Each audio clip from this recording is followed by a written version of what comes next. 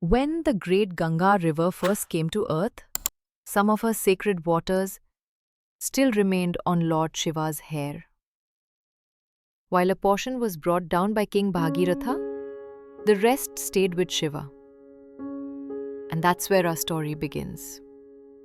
Shiva was married to the beautiful goddess Parvati, but it seemed he held a special fondness for Ganga. A fondness Parvati keenly noticed. She resolved that Ganga needed to be removed from Shiva's locks, no matter what. She tried gentle persuasion, but Shiva just wouldn't listen.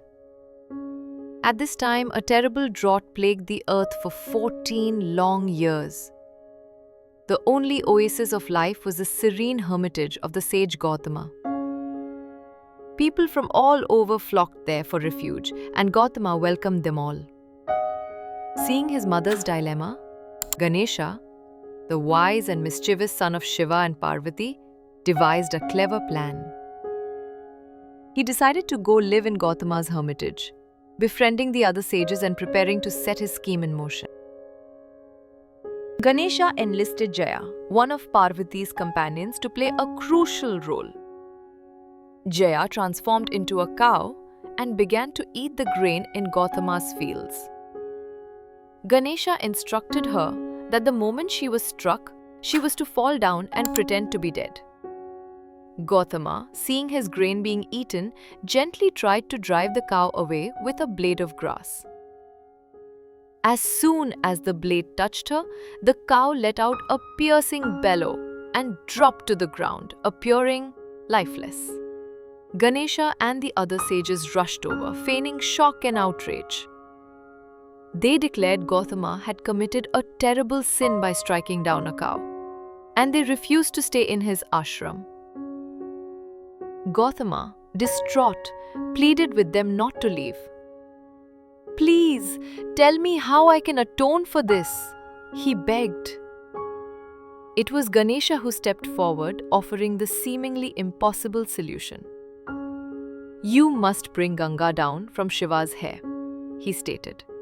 "Only when that water touches the cow's dead body will your sin be forgiven." Because of Ganesha's influence and the trust the sages had in him, they all accepted this condition, and Gautama, desperate for absolution, agreed to undertake the task. So with a heavy heart, but unwavering resolve, Gautama journeyed to the majestic Mount Kailasa, the abode of Lord Shiva.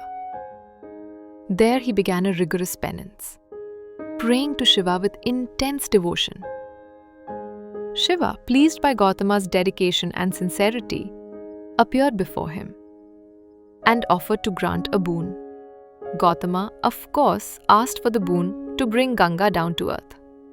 Shiva, true to his word, agreed.